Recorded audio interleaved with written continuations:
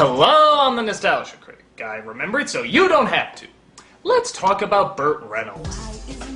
In the 70s and 80s, he was one of the biggest stars in the world. With big hits like Longest Yard, Deliverance, and Smokey and the Bandit, Burt was on top of the world. But then his attitude started making headlines. He would go through a messy divorce, get in fights on shows, even slap reporters on air. On top of that, he filed for bankruptcy because of bad investments and an extreme lifestyle. After a while, people stopped hiring him because they were fucking scared shitless of him. Sounds like a perfect guy to put next to a little kid.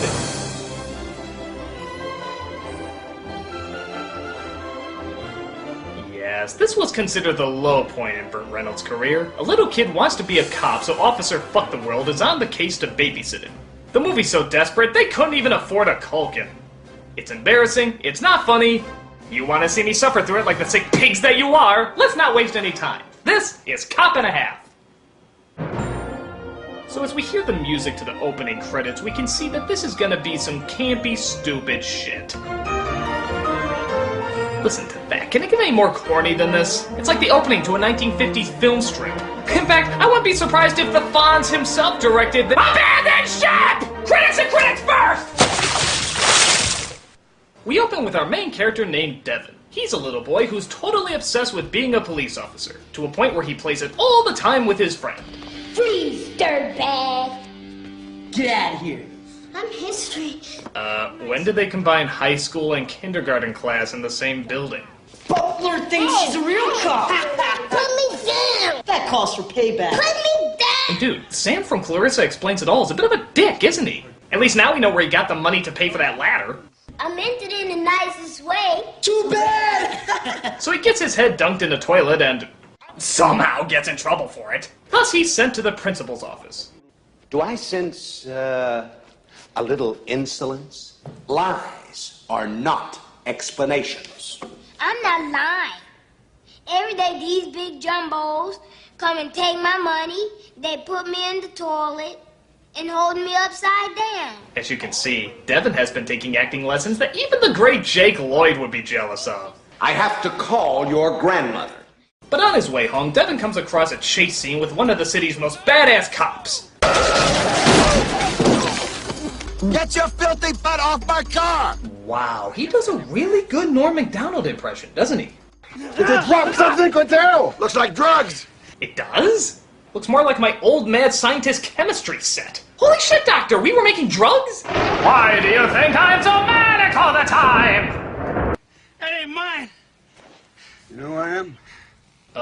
Don't you think you should cuff him by now? I mean, it just gives him ample opportunity to do that, or that, or that. Oh, yeah, now you get the idea. Hey, next time, why don't you read him his rights after he's executed? I'm gonna tie you to the car, you see? Because I don't want you getting in my car, okay? You ready? I don't think this is part of the script. I think this is Burt Reynolds just being Burt Reynolds. Daniel McKenna, you're not gonna do this! Not the freeway!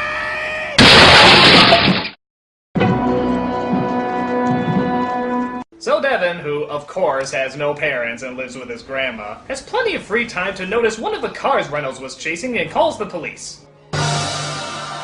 Oh, wait, I forgot. He is the police, so he goes to solve it himself. Look, kid, you're not Penny Gadget. She had a computer book and an IQ of gazillion. You had a bit part in Sisters. I don't think that's gonna get you very far. So he follows the bandits under the cover of dark blue filtered day for night when suddenly he comes across their crime boss. And I use that term very loosely. Well, I'm the type of guy that likes to roam around. They call me the Wanderer. The Wanderer. Yeah, the Wanderer. Oh, whoa, whoa. I roam around and round and round and round. Round and round and round and round. Hey, boss, you killed me. You are my idol, Mr. Fountain. Okay, which reaction should I go with here? That one's pretty good. That one's not bad either.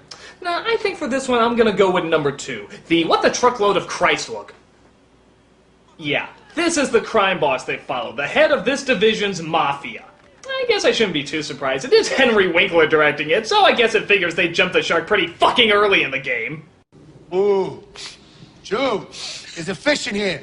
Get rid of it. You got it, boss. Hey, what are you doing? I never said a word to McKenna. Split splash, taking a bath. Jesus, these schmucks are making the good feathers look legitimate. All the Saturday night. Bum, bum, bum.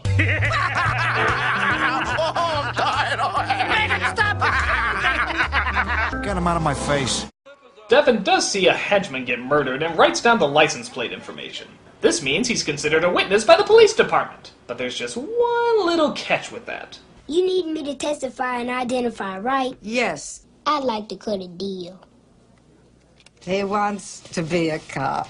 That's right. He won't give the information unless they make him an official cop. Oh. Why don't you just go ahead and give us that plate number? Make me a cop. Why do you want to be a cop? Look at this guy. Raggedy-ass clothes, bad back, bad marriage, bad attitude. Is he talking about the character or Burt Reynolds? There's a shipment of euphoria coming in. Where? Don't know, but I got a name. What's the name? I really want to give you this name. You put me on duty, it's yours. Now, in any other reality, I think we all know exactly how this would go down. I want to be a cop or you don't get any of the information you need! Okay, son, why don't you come with me? Give me the name! Give me the name! Give me the name, you little punk! I'll beat the living shit out of you! Give me a name! Give me a name! Shire! Baggins! Put a search out for Shire Baggins! But in this realm of retardation, we find that the police will make him a cop for a while, just so they can get the information. And on top of that, let's put the obvious last person they should on this assignment, literally just for shits and giggles. You owe me. I don't owe you nothing. I don't owe you nothing. Hey, if Clint Eastwood can act with an orangutan, you can act with a little boy! So then the mob boss finds out about the witness and decides to act. Right after he's done recording his album. You're amazing. Really think so, huh? Why is it I get the feeling he gets picked on at the annual mobster meetings? They call me the Wanderer. The Wanderer. Yeah, the Wanderer. Roam around and round and round. So Reynolds and Devin are now a team. I'm gonna predict that this is hijink-tacular. My shield, my badge. All right, here you are. I always wanted one of these. Get in the car. I'm acting! This is Detective Butler. Wherever you are. You give me no joy. Hey, I think that was the critical recommendation for the DVD. So they banter a bit, he acts annoying, he acts stupid, he thinks a purse is being stolen when really it's just a guy returning it to his wife. It's pretty fucking boring. Hell, there's even a fruit stand they don't knock over. How can you call yourself a 1990s buddy cop movie and not knock over the goddamn fruit stand? The one cliche you're supposed to follow, and you fucked it up. Look at Reynolds. He's supposed to be acting in this scene. But you know, all he's thinking in his head is, God, I want to hit that first stand. God, I want to hit that first stand. Bam, bam, bam. We're just flying everywhere. but no, you totally missed it. Hand over your badge, movie. You're suspended. Give me the plate number. Plate number N6B72G. Okay, so the kid finally gives him the license plate number as well as the name he heard called Bobo. It turns out the license plate is under a fake name, so all they have to go on is finding out who Bobo is. So, logically, the kid is of no use now. They can just drop him back home, right? Fuck that shit, we still got an hour left! He's staying around whether it makes any sense or not. It's a party!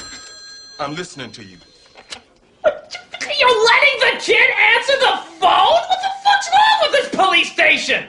Officer Butler here. What the cat look like? Calm down. No, I'm 8. Hello? Yeah, no shit, I'd hang up too. What if there was a real emergency going on the other line? Hello, Officer Butler speaking. You say someone's trying to break into your house? You say the robber has a gun? You say he shot you in the ribs? Oh, hold on. What does my husband will sue you for negligence mean? Guys? So they go looking for all the Bobos in town. The first one is a crazy artist who's in his own little world. Detective Butler here. Is your name Bobo? Perfect. Listen, I don't think this is the guy. Again, I would much rather know the story of this guy rather than anyone else in the movie, but let's keep following our heroes. We see they find another Bobo who's getting thrown out of his apartment by his wife because he forgot their anniversary. Today, I don't know, feels like a Wednesday. I don't know. Tell me. Yeah, Hey, come on, I'm a Danny DeVito decoy here. Don't make me do any more of my New York Italian stereotype. But Devin heads up there and sets everything straight with his unbelievable words of wisdom. You think it's bad he forgot an anniversary? It's not so bad. I have these big jumbos who always throws me in the toilet. You two at least have each other.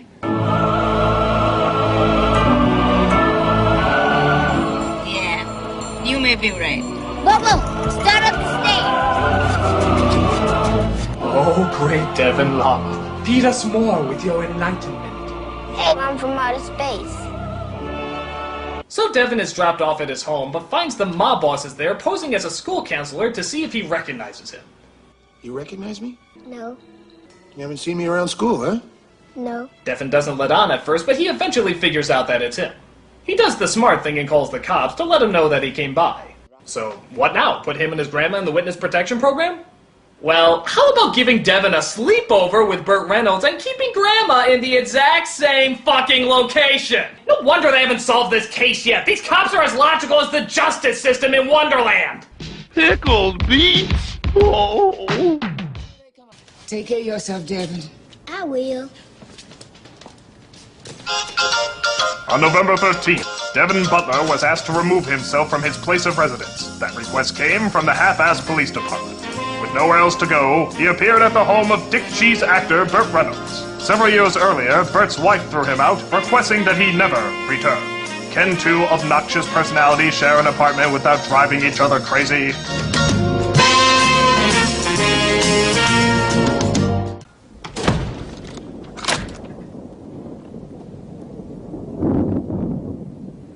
Well, no badge, no law. After more bickering and shit-ass dialogue, we see Reynolds hears a sound in the middle of the night.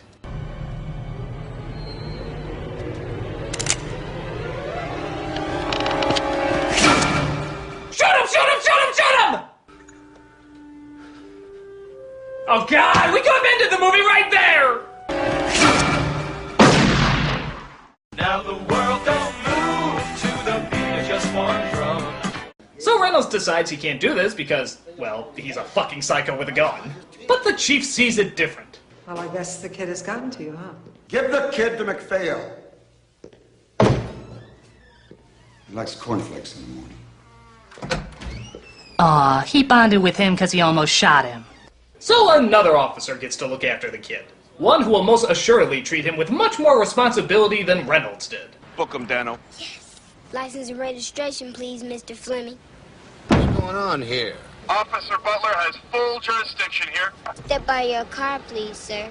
Oh yeah, this won't draw any attention to the kid at all. Nobody would ever find a little boy pulling over a grown man for speeding suspicious. My God, Dudley fucking Do-Right would follow better protocol than these idiots. I trust my life to a donut before I put it in the hands of these fucking yokels. And I know what you're thinking. Oh, what are the chances of some of the henchmen stumbling across him while he's doing this? Well, guess what? Some of the henchmen stumble across him while he's doing this. Your tax dollars at their fuckest, people! Devin! Wait, what did he say? Devin! Yeah, somebody please help Deborah! Be sure to let Deborah know that he's in big trouble!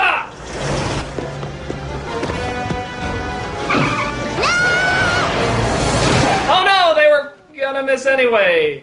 That was just like Miami Vice. So it's decided that he should look after the boy, as Reynolds decides to do the safe thing again by bringing him on his assignments. If you haven't guessed yet, folks, I'm not blown away with the police work here. You Mr. Bobo? Ask your mother. Good, because I want to talk to you.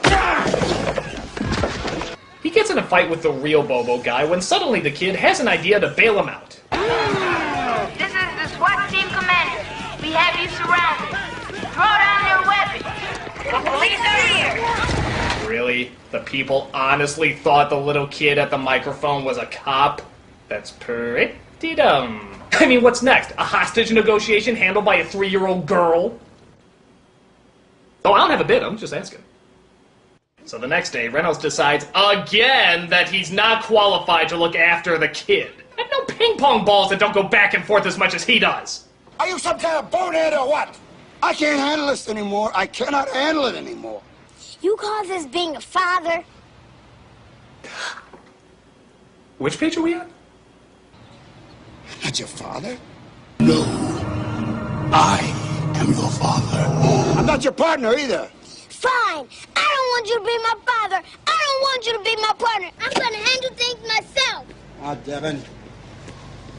Devin! Devin! Oh my god, he has a hard enough time saying the kid's name than Stallone does saying the word law. You betray the law! Law! Will you come? Devin!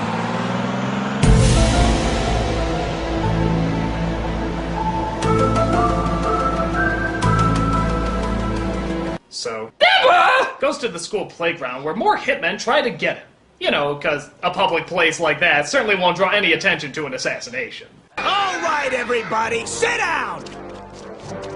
Where is Devin Butler? I'm Devin Butler.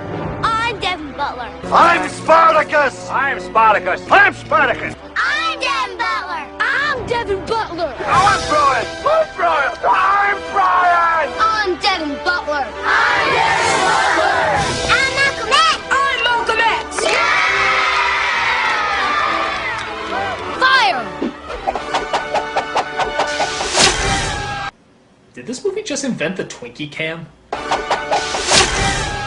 That needs to be seen more. But just when it looks like Devin escaped, it appears the kid is actually stupid enough to sneak inside their car and get caught. Your radio. You have the right to remain silent. Anything you say. Now the world don't move to the beat of just one drum. No, again, that would make sense, but instead they just bring the kid to the crime boss, who then tells them that they can shoot him. Don't you think he would have told them to do that in the first place? Hey, Bobo, you're late.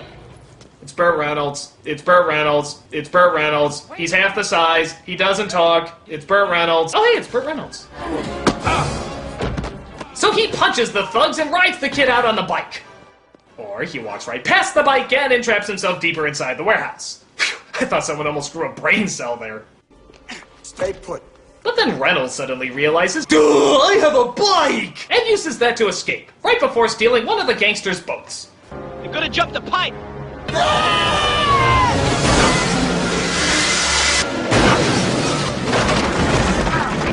So the gangsters decide they can do the exact same thing, and end up in a completely different location.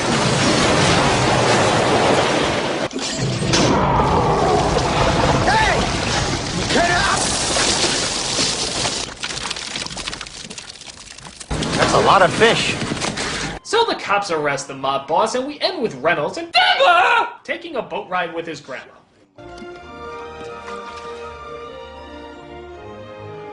This is the life. That was weak. And this movie is stupid. What else can you say but kill me?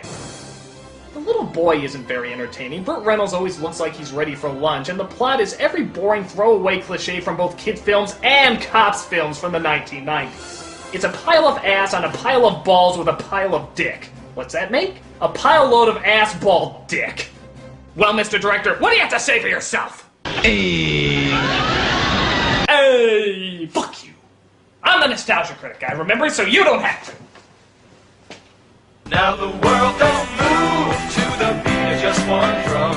What might be right for you may not be right for some. A man is born, he's a man of means.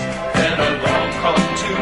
They got nothing but the jeans, but they got different strokes and things, different strokes and things, different strokes to move the world. Devin! God, I want to hit that first stand. God, I want to hit that first stand. God, I want to hit that first stand.